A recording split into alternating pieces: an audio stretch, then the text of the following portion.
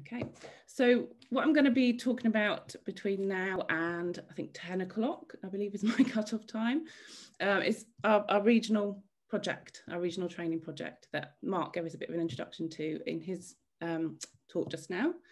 So we're going to start off with a little bit of a summary of the project, what it was about, what the actual training looked like. We're going to look at some of the outcomes. So we carried out a really detailed sort of analysis of that training and some of the outcomes. So we'll talk about that.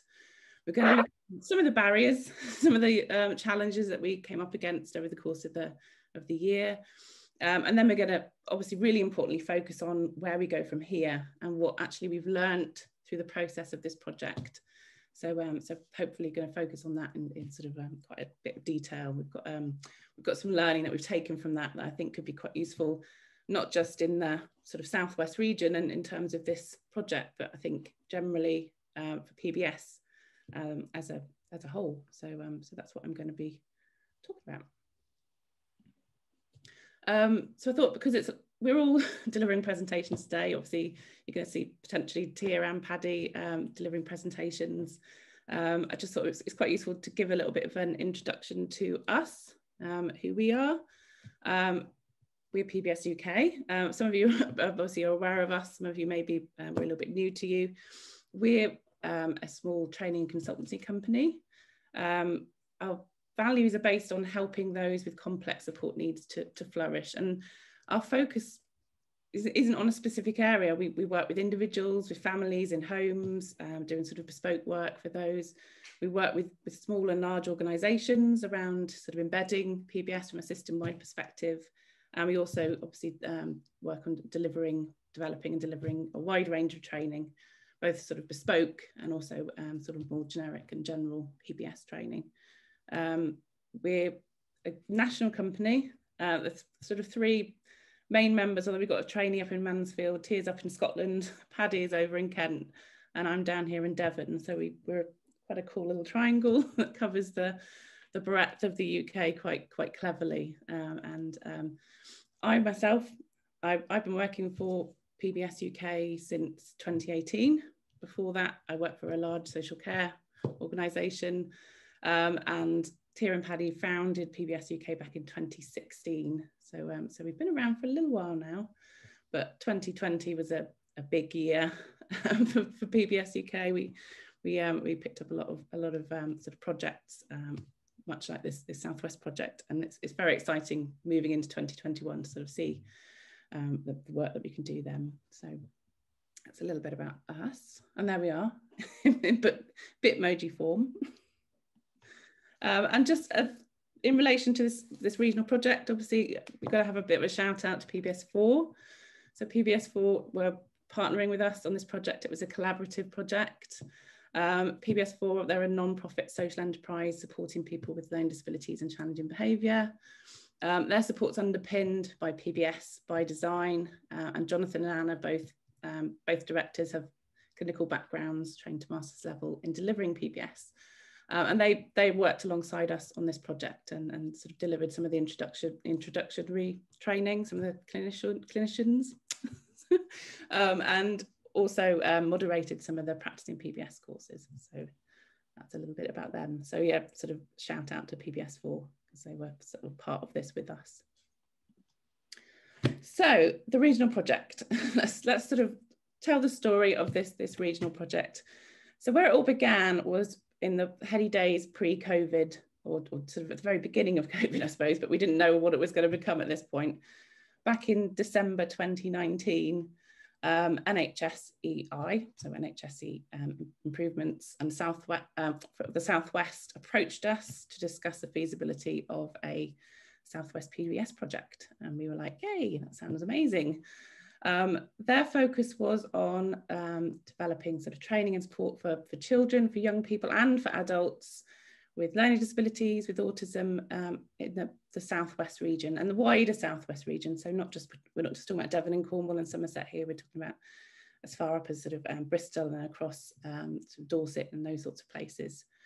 And the focus was on strengthening the community and local mental health inpatient support offer and the community support provider offer. So it wasn't just about inpatients, it wasn't just about sort of providers. It was about the whole bag. It was a really wide ranging sort of field that the project was designed to cover. And the goal, so the remit of this project, was to provide PBS competencies resulting in cultural and practice change. And that's a big ask. I think that's a really big ask, is, you know, changing the culture of a team, or you know, and changing practices, you know, capturing both of those. Using training, we know it can be a really difficult ask, can't it? So it needed a real focus on actually how we were going to approach that, and how we were going to, you know, make an impact on both of those things, and be able to evaluate the outcome in relation to both of those things. And what we wanted to try and avoid was this approach with training where we sort of train and hope.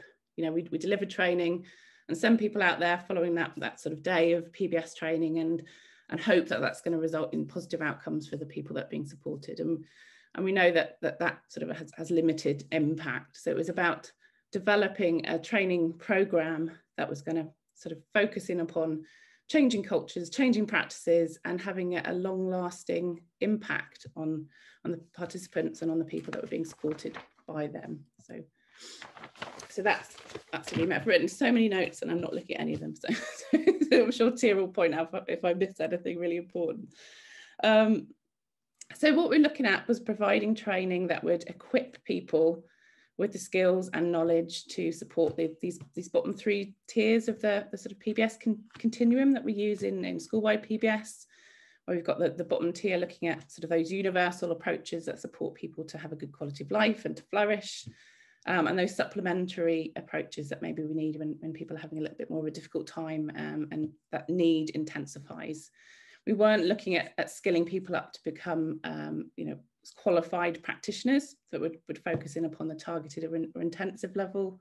Obviously, we're aware that people need to have a formal qualification, obviously, to support at that level. But the focus was supporting people to be able to go out and provide good PBS at those two levels. So the training. So what we delivered, what we decided to deliver, what we funneled out to the wider Southwest. First of all, a good quality introduction to PBS training. It's a good basic foundation of knowledge in PBS, which we rolled out basically to anybody who wanted to come and attend. The idea is that it was for most staff, but with the understanding that on its own, an introduction to PBS is unlikely to affect change without that foundation of additional knowledge for practitioners and for management. But we understood obviously that needed to be part of it, so that there was a sort of wider knowledge of general PBS throughout the Southwest and throughout those teams. On top of that, we had our practicing PBS course, which I'm going to talk about in more detail as we sort of get to the evaluation part of this presentation. But this was our longitudinal practice-based course, which focused heavily actually on practical skills, on implementation, and on outcomes for the people that were being supported.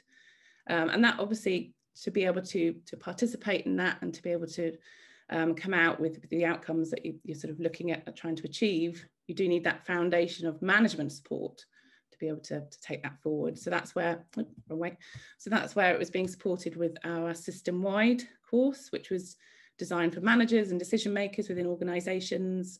And that focused in upon an organisational approach to implementation, ensuring appropriate foundations for those practitioners and direct staff.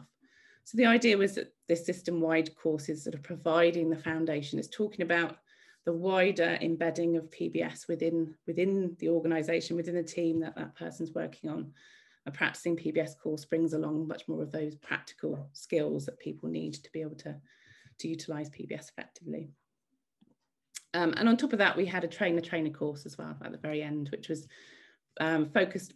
We selected people from the practicing PBS cohort, and that focused on sort of supporting people to be able to go out and deliver our introduction to PBS. And it provided us with an opportunity to provide some ongoing support to some of those practitioners as well. So that was nice.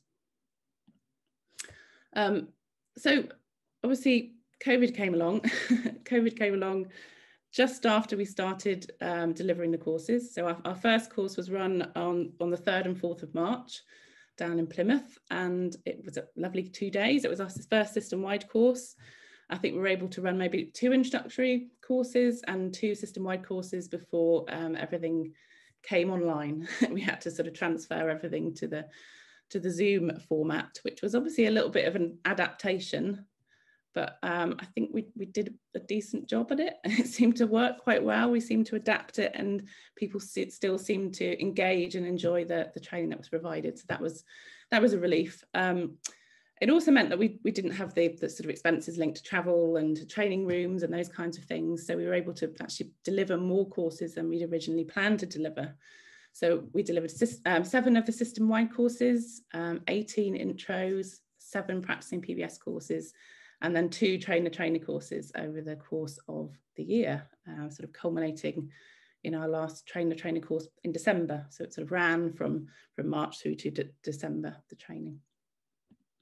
And we loved it. It was such good fun.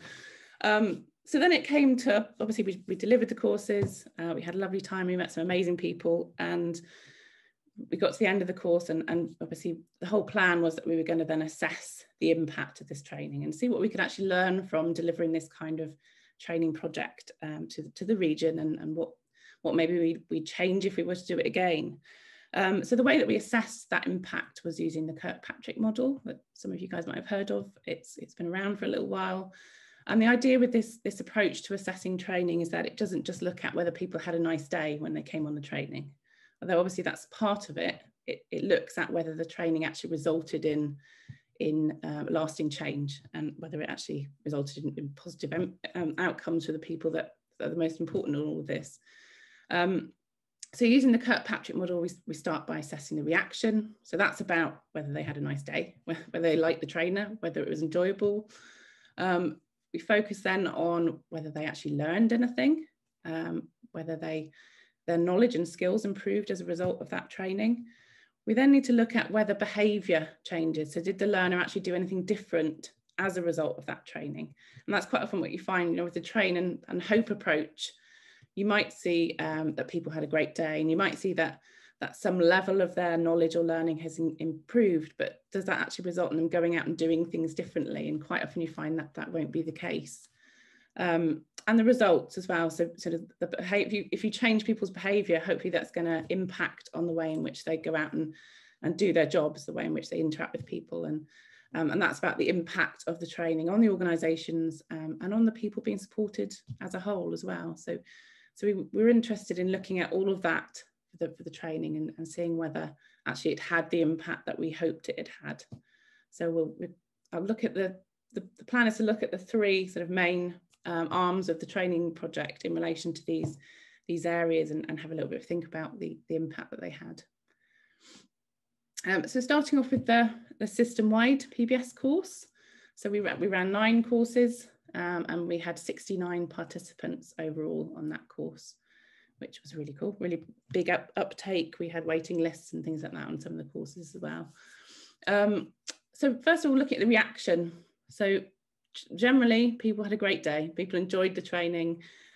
Trainers were rated highly as passionate and experienced were terms that we used to describe mostly Paddy, because Paddy took the sort of the bulk of these courses.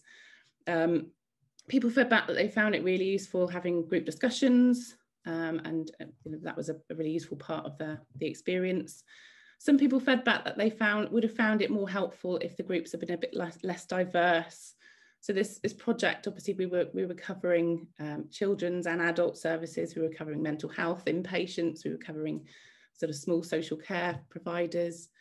So it was we'd have a group of people who were coming from a lot of different sort of work areas and a lot of different experiences.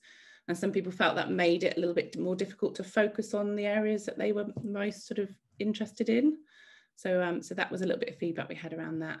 And certainly feedback, I mean, we felt ourselves, but also feedback from people who attended the training, that actually it would be really useful for commissioners to attend and to be part of, so that they have a little bit of a wider understanding of what needs to be in place in order to embed PBS from a system-wide perspective, so that they're able to support and have an understanding of what an organisation needs to be delivering. In terms of learning, we didn't formally assess participants on this course. But what they did do was sort of during the second part of the day complete an organisational implementation action plan with support from the trainers.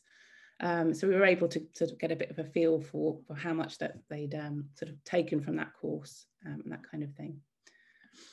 And in terms of behaviour and results, so we assessed behaviour and results in a couple of different ways. We've had a lot of contact and input with quite a few people who've been participants in this particular project. So sort of having that ongoing sort of communication with them about how things are going.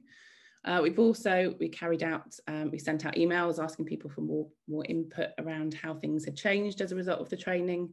And we also carried out some interviews with some of the participants who'd been part of the training as well.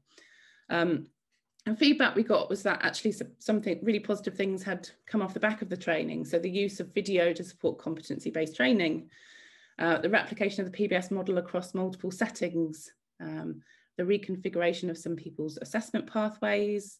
I like this one, a change in the shared language of the senior and multidisciplinary levels. I carried out that particular interview, and it was about actually everyone's sort of talking differently, everyone's communicating differently. They're using a different sort of language to describe the behaviour of the people that they're supporting, and that was really nice to hear. And then a recognition of the need and the importance of practice leadership as well, sort of was another bit of feedback we had. So that was cool, that was great. Our introduction to PBS training. So again, this was our sort of foundation course that we had in place for people. We had covered 325 participants approximately. It was obviously, we had big numbers on some of these courses and it was quite difficult to accurately sort of capture the exact numbers, but that's our sort of approximate number. PBS4 ran a lot of these as well for us. In terms of reaction, so average ratings were over 4 out of 5 in all 11 of the evaluation domains. So that sounds pretty good. And some of the feedback we got was that actually they found it, participants found it useful attending training that was being delivered by people who had experience, that sort of applied experience in using these kinds of approaches, but also had experience of direct support, you know, had been support workers in the past and had that experience to apply to the training. So they found that quite useful. Much more applied than previous courses. Examples given as you delivered, an opportunity to contribute was a direct quote. We weren't unfortunately able, the original plan was we were going to have pre and post training tests to chart the improvement in knowledge over the course. We were only able to do that for the earlier courses. When we were face to face, it was a little bit difficult to facilitate over Zoom, but we did see an improvement in knowledge, an average improvement of 31.5%, so that's cool. Behaviour and results obviously were difficult to assess off the back of this particular training course, because this is the foundation. You know, the other two courses we had a lot more input and a lot more sort of feedback from people around actually whether it had resulted in behaviour change or outcomes. So that takes us on to our practicing PBS course, which was my favourite. It was a dream. I loved delivering this course. And just to take you through sort of a really quick tour of actually what that course was about. So session 1, so it was 4 sessions over around about 10 weeks. Session 1 focused in predominantly upon quality of life, although we did start with a little bit of a defining target behaviours, and we did sort of train people in some of the functional assessment, sort of basic functional assessment tools to gather some information around behaviour. The main focus of the quality of life session was around the PERMA model. So that's the model developed by Martin Seligman. That I think it's going to kind of come up in a few talks later on today. So I'm not going to sort of go through all of that for you guys, but it was about being able to get a really good picture of that person's current experience in relation to well-being and quality of life, and think a little bit about developing an action plan around that. So the piece of work from this session was about developing a PERMA action plan, and we had some really cool action plans focused on some really positive things for people that actually were achieved. It was great.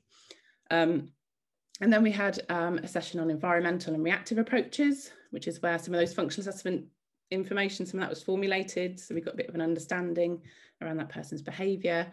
We thought about low arousal approaches, and we sort of started to develop a bit of a traffic light plan and a sort of time intensity model plan for the focus person that they were working with. The third session was around skills teaching, and this was really important. I think lots of people got a lot from this session, because it's not necessarily the sort of thing that you get a lot of teaching in sort of general PBS training. Some of those techniques that we use to actually develop people's skills: task analysis, prompting, chaining, shaping, and preference assessment. So we guided people through the process of developing a skills plan for their focus person. Sometimes it was around a sort of functional skill based on the functional assessment. Sometimes it was something that was just going to improve their lives, that they could get themselves their own piece of toast, or their own drink, and those kinds of things. We had skills around waiting, we had skills around asking for interaction, all those sorts of things, lots of different, real diverse mix of things that people did. They were great. And then our final session was focused around implementation, actually embedding everything that people had covered over the previous 3 sessions. And we focused on a model of coaching called the EDDI model. We supported people to understand how you give effective feedback when you're out there, practice leading. And we then covered the assessment. So participants had to submit a portfolio of work based on the learning over the weeks, and they also had to deliver a presentation. That they were great. They were sort of my favourite part. Sitting and listening to those presentations at the end of the 10-week period was a really sort of met PERMA from my perspective, certainly. So participants were assessed on a combined score between a final presentation and a portfolio, and our pass mark was 80%. So we set the bar quite high, and quite a few people didn't meet the bar on their first submission, but we supported them to resubmit and sort of develop their skills through that process as well. So that was quite good. So for some reason that's already there, but we'll get to that in a minute. So thinking a little bit about how that went. So we had 66 participants overall on the Practicing PBS course. 48 of them completed. So we did have some people who had to pull out, who had to withdraw. Quite often it was related to things in relation to sort of COVID or job role not quite fitting with what was being asked of the Practicing PBS course. We'll talk about that sort of towards the end. We had a really wide range of professions and area of practice in our Practicing PBS course. We had sort of quite a few psychologists, we had assistant psychologists, PBS clinicians, but we also had support workers and team leaders, managers, a whole range of different people from different fields. We had 54% worked in children's sort of services, CAMS and children's services. And 78% of them worked in learning disabilities and adult and autism services, compared to 22% in mental health. So we did have quite a range of different sort of groups, and generally you found there was a mix. So it was quite interesting that people were learning from each other around the different approaches over children and adult services. In terms of reaction, we had a really positive reaction. 100% of the people who participated were satisfied with the content, 75% were very satisfied. The course materials were rated excellent, so that was wonderful. In terms of learning, as I say, 48 of the participants passed. They got over that 80%, although many of those did require resubmissions. And participants often commented that they were surprised at the effort required to implement the strategies, but that it was ultimately worth it. So that was something we heard quite often, and we did have to give quite a few extensions and things like that, because people found actually that it was more work than they were expecting it to be. And I think that reflects on the PBS practice as a whole. It's not just something you can do really quickly and easily. It takes time and effort and commitment to be able to do it well. The PERMA model was a real hit. That was new to 95% of the participants. Practice leadership was also a new concept of 55%. And participants found PERMA, practice leadership and skill teaching the most useful as well. So that was interesting to hear about. And in terms of the results, in relation to focus people, in relation to the teams that our participants were part of, 48% of participants fed back that actually there'd been an increase in quality of life for their focus person as a result of the training. So that was just wonderful to hear. And this was captured just after the training finished. So I'd like to think that if we looked at it, it'd be quite interesting to look sort of longitudinally down the line, whether actually it continued to have a positive impact on those focus people. I think that'd be really interesting. But lots of other sort of positives for both the teams that the people were working on and the the individuals that were being supported, increased skills, more functional understanding of behaviour, all those kinds of things. So that was wonderful. And just a few of the quotes in relation to what people got from this particular training. So this is, I think, mostly focused on the Practicing PBS course, but we're looking really, I suppose, at the wider project as well. 50% reduction in self-injurious behaviour. The course resulted in the team having the confidence and knowledge to set up an active support programme. Someone who left the house for the first time since March. One of our nurses, a very experienced nurse, reflected in one of our meetings just how much our conversations have changed since we attended the course. So loads and loads of really sort of positive bits of feedback around some of those course outcomes, which was really great to sort of capture as we were going through this process.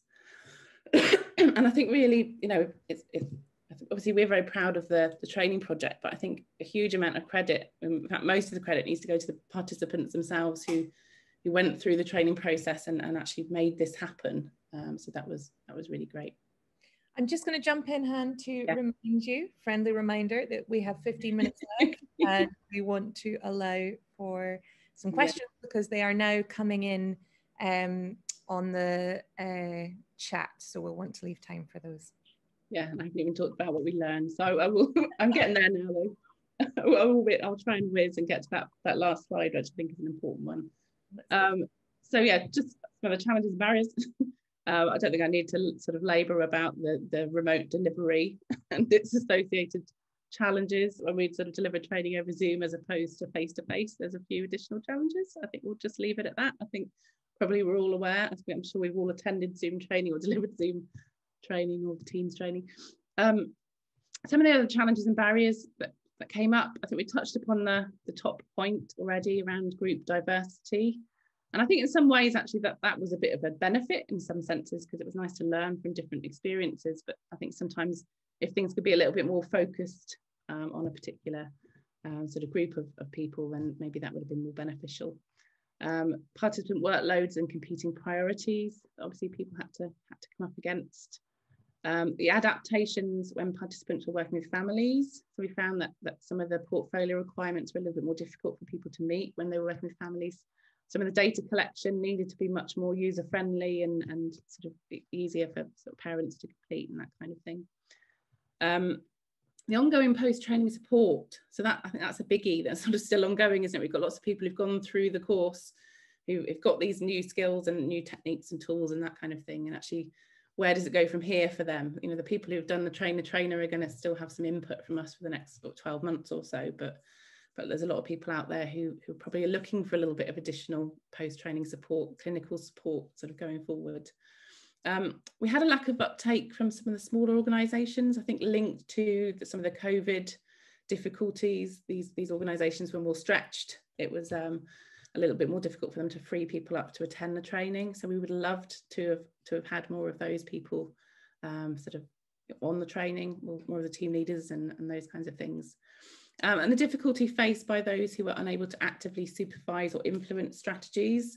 So some of the people who withdrew from the training withdrew because, and we interviewed them as part of this evaluation, and they withdrew because they found that they didn't have they weren't in a position where they could influence how people behaved, how teams behaved. They weren't able to actually actively implement. So it was difficult for them, therefore, to have a sort of a presence and make a change. So I'll reflect on that with our learning in a minute. So what have we learned? So PBS training should be delivered by individuals with direct support and behaviour analytic experience. It needs to be both. I think it was really valuable that all of us who delivered the training, PBS4 and ourselves, all of us had experience of being support workers, you know, working directly in services, and also all of us have behaviour analytic sort of education as well. So having that combination of those things was really invaluable to the training success. Be really beneficial if commissioners could be invited to attend system-wide PBS training to support the alignment with the services that attended that training. That was something that we felt, but also that was fed back through the process of that training evaluation. Training needs to be delivered across all tiers and levels of an organisation, not just to frontline staff. And that goes back to that avoiding that train and hope approach, where we just train all of our support workers in PBS so they know what PBS is. But if that sort of embedded system-wide approach to PBS isn't there, then they're not going to have the support to actually go out and use PBS approaches effectively. It needs to be across all those tiers and levels of an organisation. And individuals leading on PBS need to have something that we've named Kite, which is a really cool acronym that we've sort of developed off the back of this training, which is my final slide, which I think is an important one, and we'd like to explore more going forward in the future. This is sort of what we've learned from this training process, that people in those sort of PBS lead roles need to have in order to effectively implement positive behaviour support. First of all, knowledge. So PBS leads need to have a thorough understanding of the science in accordance with the PBS competency framework, as well as access to appropriate clinical supervision. And you think that goes without saying, but I think you quite often have people coming in who maybe have got some of that knowledge, or maybe it's sort of attended a course, but they haven't got that ongoing support and supervision to enable them to utilise that knowledge effectively or apply it effectively. So PBS leads need to have that ongoing learning. We're all learning, aren't we, still? So that's really important.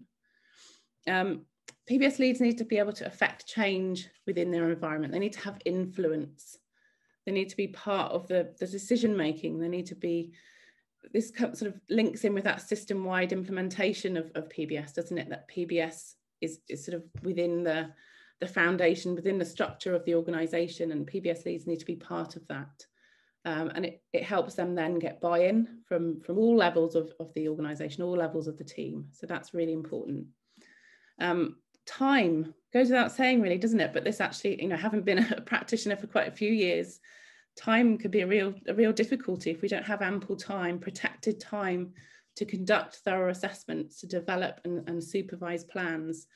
Then we're more likely to go out and implement something that's not based on a functional assessment, that's not constructional in nature, that's not positive in nature, and potentially isn't going to result in positive outcomes for the individual that we're working with. So time is so important. We know this takes time to do well, and we know it takes a lot of work. So that's really important. And finally, exposure. And this ties in with this thing, implementation, isn't it? We can have all the time in the world to conduct a beautiful assessment and develop a beautiful, shiny PBS plan. But if we haven't then got the time to spend time in services, implementing, driving practice leadership, then it's all been a waste of time, hasn't it? PBS leads need to be present in services. They need to lead on practice, work with individuals, and have that exposure.